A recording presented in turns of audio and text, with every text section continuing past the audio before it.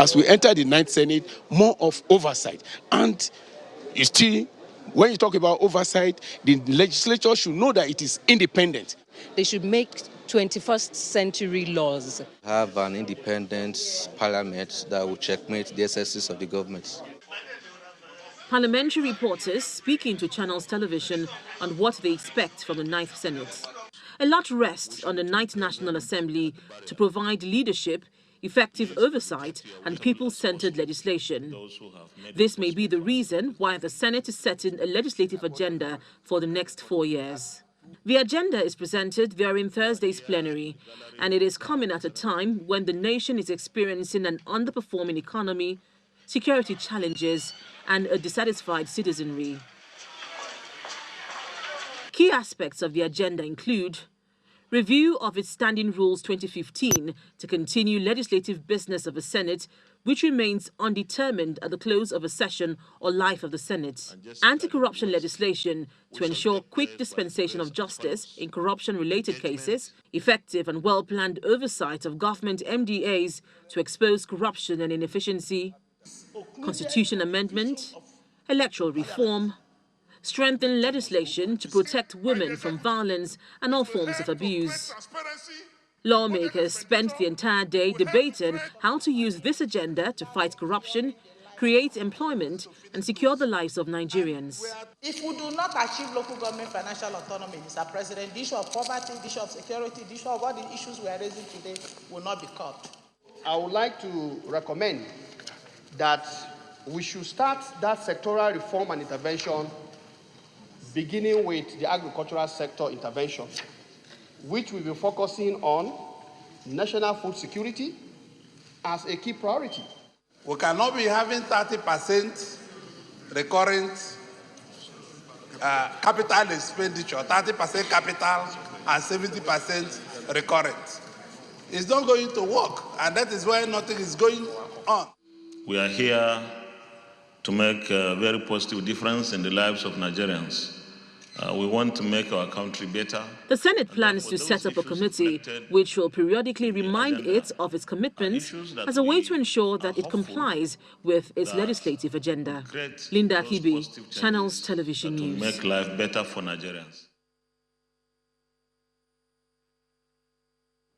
Welcome back. Well, yes, there are those who formulate the policies, upon which the economic models may be predicated upon, such that the country can indeed develop.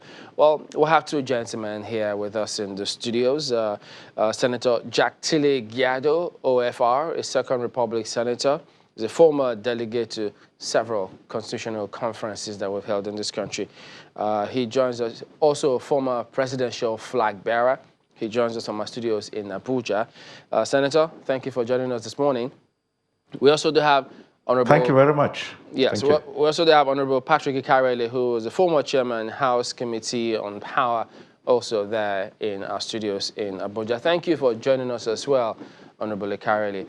Let me start by asking you, Senator. Thank you.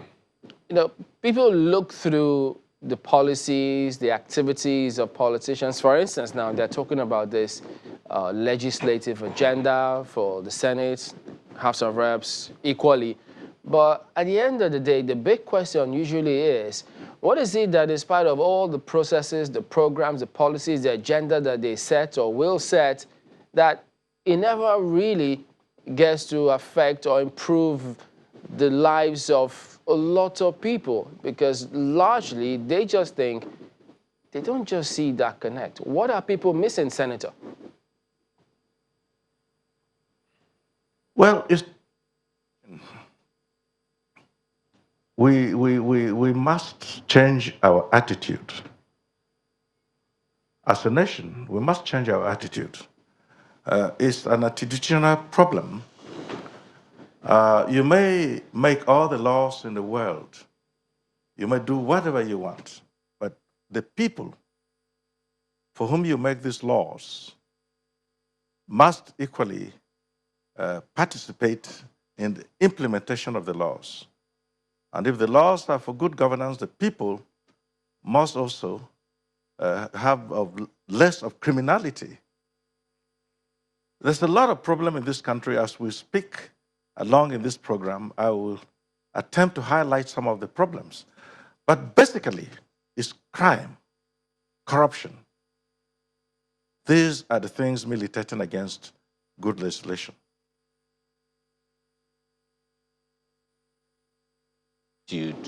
And you are placing the responsibility on the people as well to cooperate with the process. Wouldn't you also, first of all, talk about how, if at all, these ideals are being communicated to the people? Because it's one thing to make the laws, another thing for those laws to be communicated to the people in the way that they'll understand and be able to own it. Well, that's where you come in. That's where the media comes in. You, in channels, for example, you have a very wide audience that cuts across this country and indeed the international community. We have to educate people through whatever means, media, print media, audio, and what have you. Now, we should also have what I personally call the Institute of Reformators. We must send scores and scores of people to be reformed in this country. Environment is extremely important. If you have an environment that is positive, then the good laws can impact positively on the people. But whereby people want to take shortcut to wealth, shortcut to power, shortcut to good life, and they go into criminality, surely there's no amount of legislation that can do it. So we need massive, massive information sent out there to the people, try to get them to be good citizens. This is what is happening in America, happening in China, happening in all these advanced countries. We need to have Institute of Reformators in this country. Okay, Honorable Ikhariale, I mean, not long ago you were in the House. What is your impression? I mean, why is it that there seems to be that us and them mindset?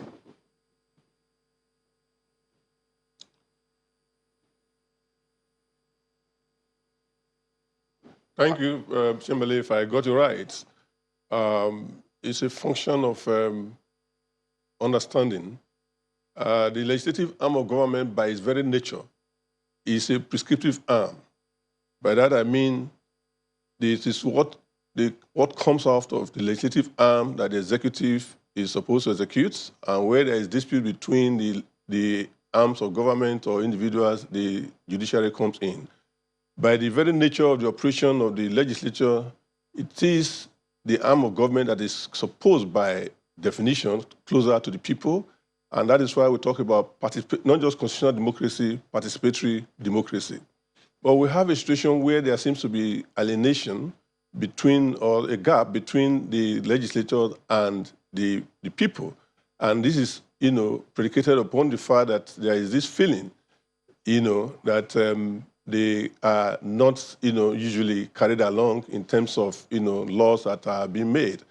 But by and large, the legislature, represent the people, and that is why we have what we call constituency offices here and there. Every member of the parliament is supposed to have a constituency office, and expectedly is supposed to consult from time to time with his constituents and know the feelings of his people. And that is why there is always a sort of sentiment and emotion when the member is making the case, because he's making a case for and on behalf of his people, he's closer to the people, he's speaking on behalf of his people, he knows, their feelings, like this saying goes, he who wears his shoes knows where he pitches. So as one that has that close touch with grassroots, coming to the National Assembly or the State House of Assembly, as the case may be, to make law and ensure that the laws that are made are obeyed, particularly also when it comes to infrastructural development. And this is where the issue of oversight comes in. It's not enough for you to make law and make provisions, but you equally have to be sure that those allocations that were made are judiciously used for the purpose for which they were meant. And in the course of doing this, there is usually a sort of friction between the legislature or legislative arm of government and the executive arm of government. We must bear in mind that more often than not, there is usually a limitation to the extent that the legislature as an individual or as a group of persons can go when there is usually that problem of implementation of what the budget specifies. Honorable Ikhariale, if I may now talk about specifics. You talked about participatory democracy earlier, and I would like for people watching to have some sort of action point. So what should the relationship between the person that has voted a representative into the National Assembly be with the representative moving forward? I mean, after elections, how should that relationship be specifically? It should be as cordial as possible. I make bold to say that without being immodest here, I'm convinced that quite a number of our legislators do that. I was once a legislator. It's on record that from time to time, I do what you call constituency briefing, and there was virtually no weekend, I repeat, that I was not back to my constituency. The essence of this was for me to interact as much as possible, and whatever piece of enactment I'm making must be for the utmost and maximum benefit of the people for whose interest I was in the National Assembly. And a couple of these, you can, if you go into the archives or history, because of the peculiar nature of where I came from, for instance, when we had issues like Lassa fever and all that, it became pertinent. And I did everything that was humanly possible to ensure that the issue of Lassa fever was brought to the fore. And as I speak today, because of the participatory level of understanding and discussion I had with my constituents, the hospital we have in my constituency that is known as Ikhariale Specialist Hospital has become a role model, has become a reference center for which people now come from within and outside Nigeria for treatment, management, and control. I say this to relate to the issue of participatory democracy because it was part of my discussions and relations with the people that I got to know that it has become an endemic problem, and we all know what Lassa fever is, very deadly, more deadlier than AIDS. A victim of Lassa fever disease probably has less than a week, if not properly attended to. And it's such a very devastating ailment that even after death, it becomes even much more dangerous in such a way that if it's not properly buried professionally, that is the corpse of a Lassa victim, it could affect the entire community. So that came to fore, and as we speak, because of the understanding between me and those that are represented, and I make sure that they participated, they joined forces and hands in every material respect with the hospital itself that is in the area. So today we have gone beyond that, and it's good news. So my position here is that democracy is not just constitutional democracy. As much as possible, it should be participatory. All right, that's a good one, and of course, many people participate from the point of being elected and all of that. But let me take this to Senator Tilley, Gyado, and talk about something that you have been involved with over the past few years. Well, one of the agenda that the Ninth Assembly has set for itself is constitutional amendments, and of course, you have been part of some constitutional conferences here and there. And in the previous Senate, one of the senators, Senator Ikhariale, had said, as far as he's concerned, the constitution that we have, is not capable of giving us the kind of development that we want. And so as a result of that, before and after that, many people have been calling for a new constitution altogether. What's your take? I have a particular view for us in this country. And that view is that no matter what the Constitution is, you can change it 1 million times. But if the people for whom the Constitution is made do not, and I repeat, do not abide by the basic tenets of that Constitution, then we have a problem. We have had coups in this country by the military or armed forces. That was not because there was no constitution in place. Constitution clearly prevented and prohibited coups, but they took place. I'm a victim of several coups along my political career, dating back in the 70s. Precisely from 1978 have suffered several coups. Now, there is no constitution that permits suicide, permits killing of people, permits corruption, permits sharp practices. But all these things are done minute-to-minute basis in this country. Constitution is just a piece of paper that guides the conduct and well-being of people within a nation. And by the way, even as individuals, we all have constitutions for ourselves. And there are two fantastic constitutions already in place from creation. One is the Bible. It's a constitution for Christians.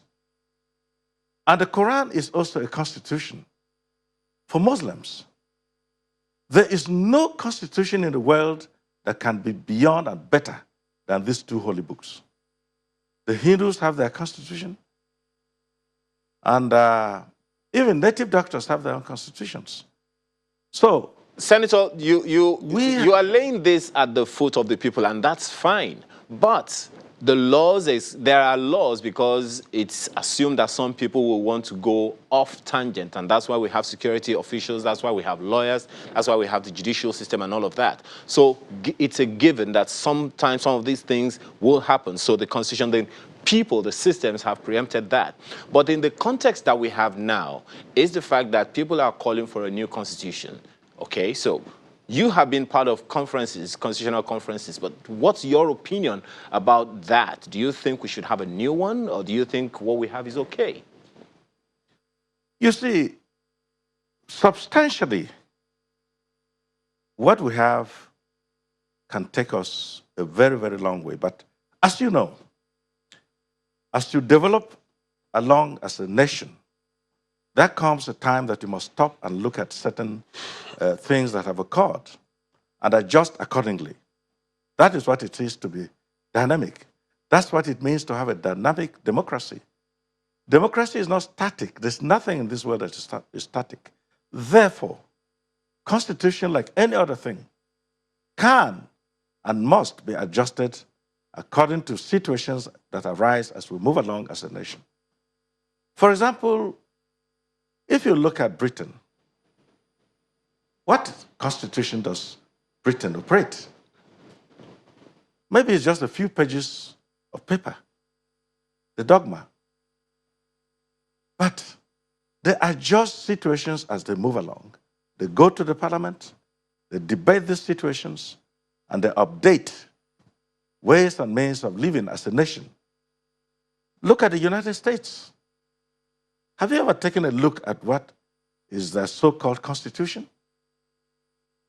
It's less than 1/millionth of the volume of our own Constitution as a country. Now, they, on a daily basis, monthly basis, quarterly basis, yearly basis, have what we call debates to update certain aspects of their nationhood as it affects the welfare and well-being of the people or citizens of their own countries. And for this purpose, in this country, there are certain aspects. For example, the police, the army, the armed forces generally, the devolution of powers between the federal government and the states, and so on and so forth. Additional states. Some people are looking at regions. So many things are being discussed. Return of, certain aspects of centralized powers of the federal government to the states. So, it's an evolution. And if you take any particular aspect, for example, if I may jump, I heard someone when I arrived in this studio talking about deforestation and about trees very fervently. Honestly, I completely agree with him. I believe that certain things that should be of priority nature are in the back burner, and certain things that should be given priority have never even been tampered with at all. We need to go to break. We need to go to break now, but we'll come back and also let Honorable Ikhariale get his perspective in just a moment. Stay with us.